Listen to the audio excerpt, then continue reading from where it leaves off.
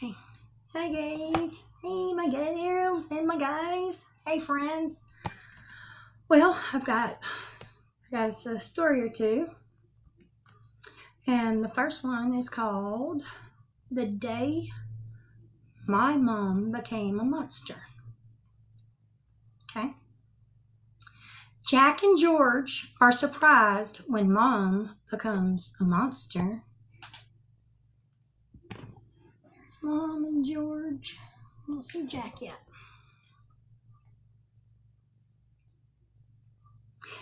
Everything felt so ordinary on the afternoon that Mom became a monster. "Hi, boys, how was your day at school?" asked Mom. The boys didn't reply. They dropped their school bags in the middle of the kitchen. They kicked off their shoes and socks and left them in little piles. It was a hot afternoon, and it felt so good to have their bare feet on the tiles. George plopped down into the chair. Okay. So George is the guy in the blue shirt. George, Jack, and Mom. "Get me a scone, Mom," he said. Mom did not reply right away. Get me a scone. That's kind of like a cake, a donut. Oh, wait, you can't see it. My bad. Here he is. Being bossy. Mom did not reply right away. Perhaps in hindsight, her fingers gripped the kettle a little tighter, an animal instinct flaring up in her human body. Was there a moment when the inevitable mightn't have happened? When her spirit may have violently,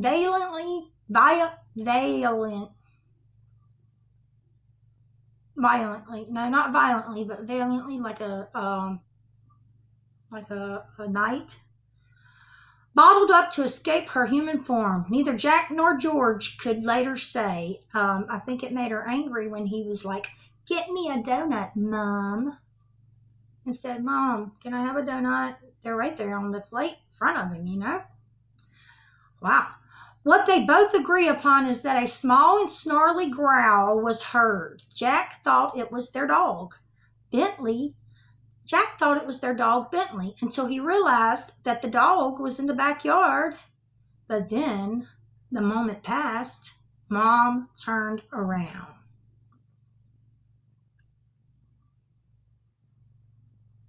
He had her growling. "Have you washed your hands?" she asked. Not meanly, but "Have you washed your hands?" she asked sweetly. She had so much patience. "Sorry, Mom," said the boys. "We forgot." And who could blame them? There was a billion more important things to think about, like football and cards and cricket games and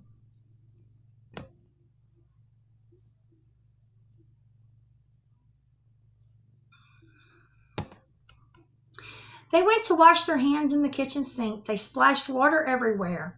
That was no problem. Mom was already standing beside them with a towel in her hand, ready to dry down the mess. Dry it up. We say dry it up. They say dry it down.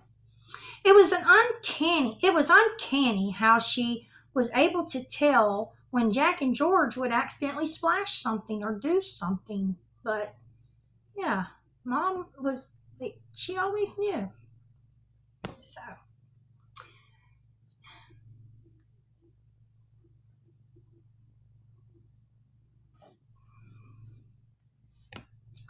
"Jack," whispered George. "What is it?"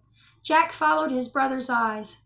Mom was still smiling, the towel in her hand, but there was something tight and strained about her smile, something menacing about the way she held the cloth, the towel, ready to wipe down the surfaces. George looked like he'd seen something dark in the tightness of her grin, in the strain of her eyes, as though an interior war waged beneath her skin. It was somehow beastly. Moms have it tough. Ew. Everybody depends on Mom. Then Mom became herself once more. It was unnerving. George, my sweet, is there something the matter? Nothing, he stammered. I didn't say anything.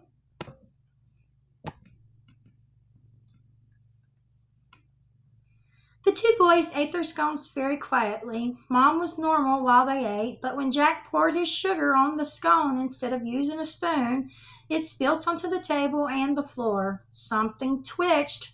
Mom looked a strange shade of teal. They ate and drank more quickly. Milk was spilled and crumbs fell onto the table.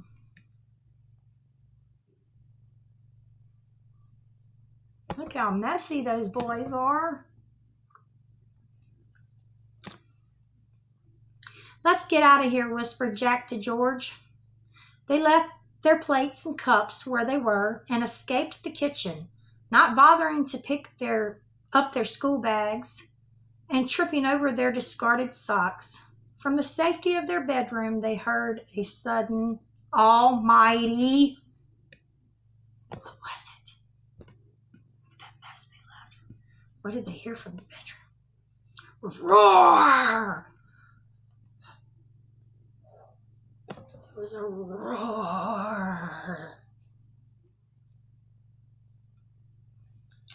Uh-oh.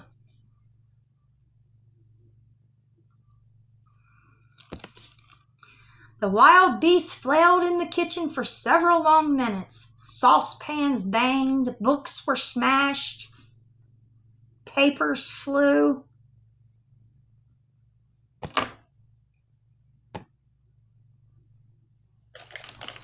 Jack and George peeked around the corner of the bedroom and saw their mother had grown wild feet and gnashing teeth. Her body had swelled to 3 times its normal size. There was hair everywhere and clumps on the floor, and trailing a path to the bathroom where a tap had been ferociously started. And a vigorous squeal of scrubbing rang down the hall. It was terrifying.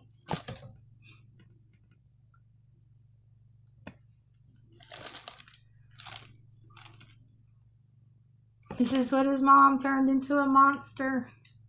She had all that housework to do by herself.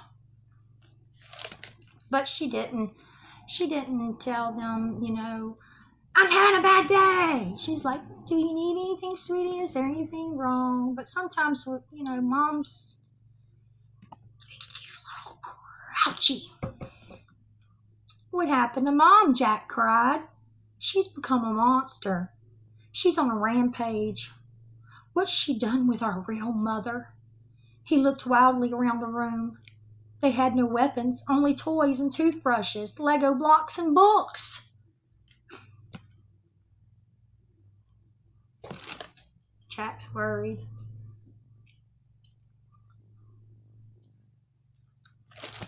George took an encyclopedia and a pencil. Jack equipped himself with a pillow.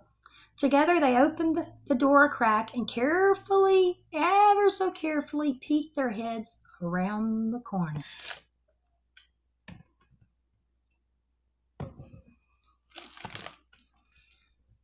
To smack right into Dad. He was walking down the hall. He took one look at his boys and sensed the fear in their eyes. He stopped amused. What on earth are you doing? Mom's a monster, George told him. Well, do you think pillows and a pencil are going to help? Dad says.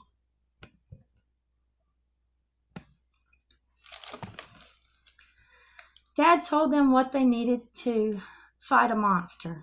When they picked up their dirty socks and put them in the laundry, her size decreased. When George went and got a cloth and wiped up their mess, her teeth stopped gnashing.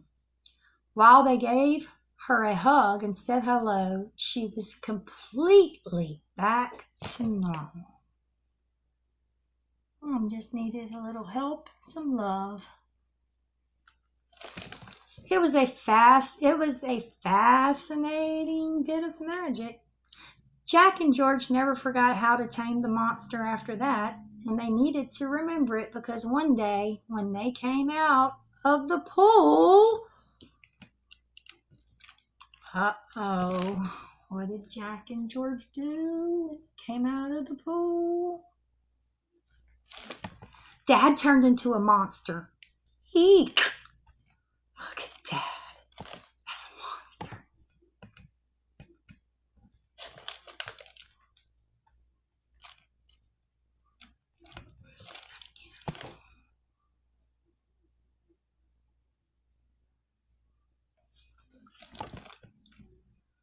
The end. That's the end of Jack and George's adventure with Mom and Dad and their little monster sides.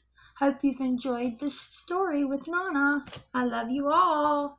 Bye, Madeline. Bye, Maisie. Bye, Mia. Bye, Lizia and Brandy and Hannah and Cade and Aiden. Bye, everybody.